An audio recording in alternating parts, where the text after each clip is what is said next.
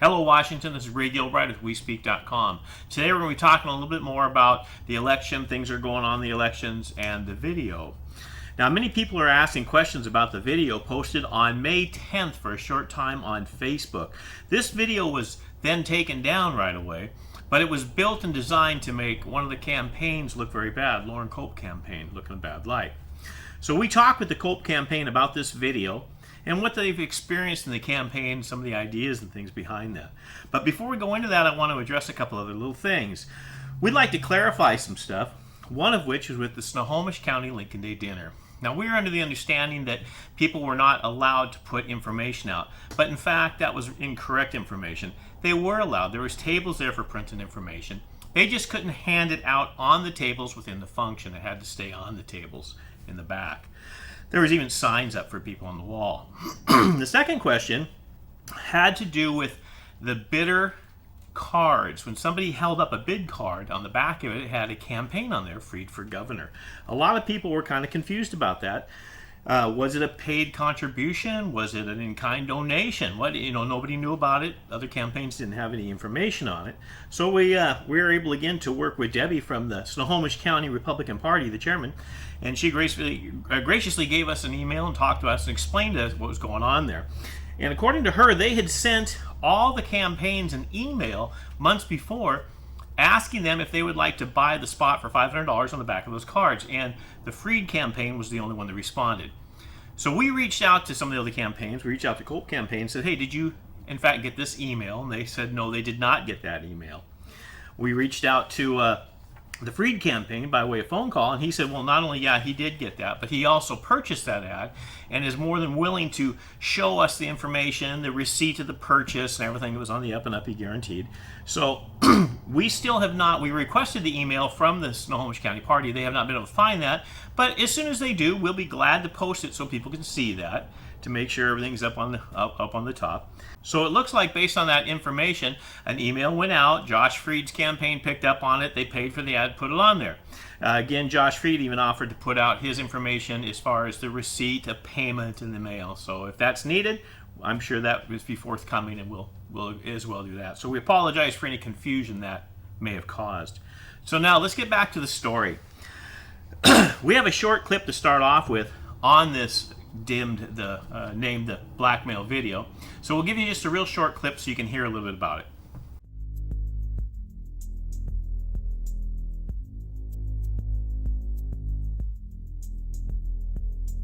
There will be 3 tests that I will do on any bill that comes across my desk as your next governor. I was a part of the campaign when Sandra was fired. I was asked by Chris Gergen and the voice that you heard on that video was one of Rhonda Ray Franklin, who at that time worked in the Cope campaign. Now, Rhonda now is an employee of the Freed for Governor campaign.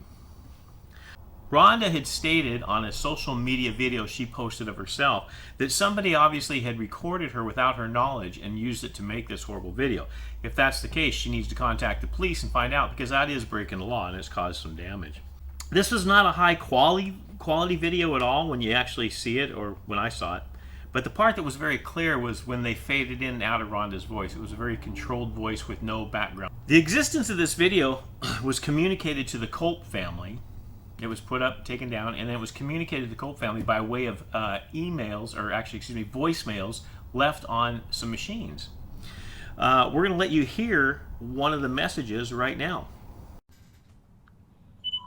Hey, Josh, I just want to give you a call. I tried to talk to your brother, Nick, about the video that's out there, and he wouldn't listen. So I just found out, I got a word from about the video that's out there, and I'm just reminding you the next video is going to be an entire video just dedicated to your mom, apparently, what I heard. And they have a testimony about what's been going on in the past 2 years. So that's what I was told, and so I'm just doing you guys a favor. So I think it's best if you guys drop out tomorrow, and apparently I'm just trying to save you guys some headache on this, because this is what I'm hearing from on Facebook and Twitter and all this stuff. There's very damaging stuff that's out there. So for your best interest for the campaign for your dad is just do not drop out tomorrow. Apparently, I'm hearing word that it's going to be bad. All right. Bye. The caller that left that voicemail on the Culp family recorder is known as Tony Barger, his online name. His real name is Chris Osterhag. The Culp campaign came to this from two things. First one, they had a comparison of the phone number that was on the voicemail to past messages they've had, and also Chris had left past voicemails on the Culp campaign's recorders about different things, and we'll let you hear that voice clip. Message saved. Next message. Sent Tuesday, April 7th at 8:11 a.m. from 425346998. Duration 1 minute, 15 seconds. Good morning, Christopher. I'm giving you a call. This is Chris, and I've been asked to ask you if you would have your candidate Lauren Culp to split the bill on the polling against Joshua Freed and Bothell. So I've been asked to ask you if you guys would be willing to work with my candidate Phil Fortunato and splitting the cost on polling data in the city of Bothell, and to expose Freed and go after him. Well, the voice clip talks for itself. Phil Fortunato has said that the gentleman did have things to do with his campaign, volunteer early on, but he was never a paid employee of the campaign. So we get down to things. How was this information used on the video obtained? And it turns out on 4/7/2020, a Freedom of Information request, a FOIA reform, was submitted to the City of Republic, Washington by way of a Proton mail. Now, a Proton mail is a very secure mail account. It's hard to find out who has them, things like that. Average people don't use them, but it's out there. And they were asking about information for Chief Culp. The request was made by a lady named Connie Tice from Sequim, Washington. The phone number listed on the request for Connie, when called, turned out to be a number for Lori Tice, not Connie. Now, Lori, a Region 7 executive board member of the King County Republican Party, that information received on the FOIA report somehow made it on this video that was posted for a short time to make Mr. Culp look bad. Then the video talks about different things, but it talks about Mr. Culp giving himself sick time. It blemishes his character. Mr. Culp's gotten awards for being an outstanding officer. He's served the public. He's done a lot of good things there. But this video is made to make him look bad. One of the things they talked about was how he gave himself extra vacation or sick time, extra sick time, I believe it was. So we filed our own FOIA report, Freedom of Information Act, with the City of Republic, and we got it back, and we found out that not only was the time in question given to him by another officer, there was a letter in it where they submitted the process and it was approved. And then it's very clearly stated in the employee policies of the City of Republic that employees of the City of Republic can give emergency sick leave or vacation time to one another if needed. So there was no harm done, no crime done there. It was just simply thrown out to the people to try to make people look bad. At this point, the only people that we know have stood up publicly and condemned this video, besides the Culp campaign, is Brett Rogers, a political candidate for Washington State Attorney General in Lake Stevens. He very adamantly opposed this, and as he should have, as everybody should have, it's bad. It's bad for everybody. It needs to stop. In years past, this is kind of fun, in years past, Hollywood gangsters named the phrase, "the fix is in," and it's popular. Everybody understands that because of the Hollywood movies. But could this be more than a phrase? Could this actually happen in modern day politics? The Culp campaign gave us screenshots of social media from people claiming to be an elected Republican official. As you can see in the screenshot, she states the party had been supporting Freed. And then she goes on to say, "You don't believe me? Just watch. The leaders of the Republican Party back Freed. Now, even before the people had a chance to vote, this would be a very bold thing for a Republican Party or any party to do. That does add some credibility to people who say they've been denied the ability to post on certain Republican county websites unless it's the person that the party says is good. We kind of went into this a little bit more. And so the question is, are the parties practicing the same censorship that they're so adamantly mad that Facebook practices? Are they actually saying this person could post events and this person could post things, but these people can't? Are the parties trying to force people down our throat, or are they actually representing the people and doing what the people want them to do? Just something to think about there. The Culp campaign again gave us an email from the Snohomish County Party stating it was not going to post any of their events or stuff if it wasn't specific to that county. But upon research, we went through and we found several other events that were outside the county from other people that were posted. Just makes you wonder why. In Whatcom County at the Lincoln Day dinner, Mr. Freed was introduced by a sitting representative, and it was a very professional, very warm introduction, hey, we really like this guy. It's been an honor to know him. He's a good guy. They bring him up, and Mr. Freed did a great talk.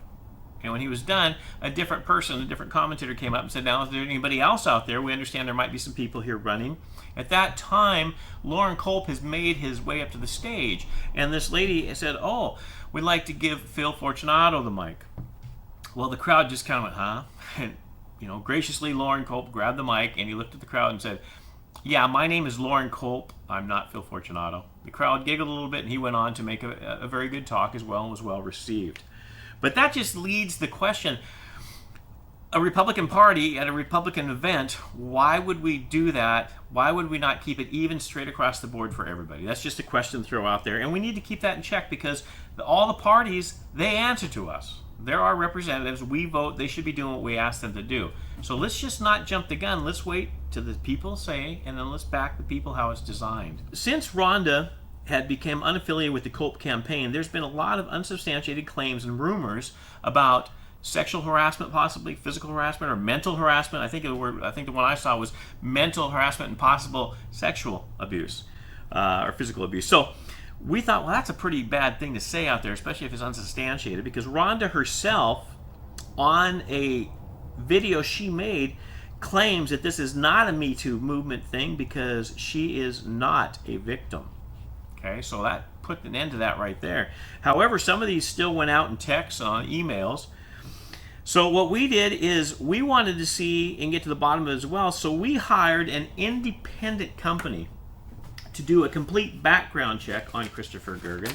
We hired Global Risk Solutions Unlimited. Now, Global Risk Solutions is a very well-known company. They have worked around the world. They still do work around the world with different governments.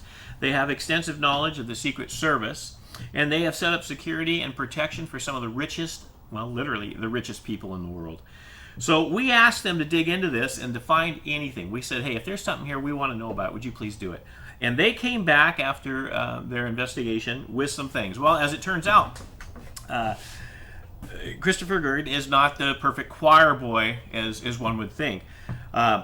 Here's some of the things. Well, here are the things that came out. First of all, found out that he at one time as a young man had a fast car and got a speeding ticket for it. I don't know about you, but no other young guy in America has ever got a speeding ticket in his fast car.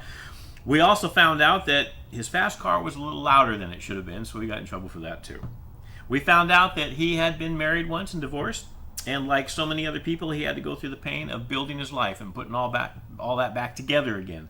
We found out that at one time he was an assistant pastor. Since then, he is not, and he does not associate with organized religion right now, but he still has faith in his life from him, what he says, and he still operates in that manner.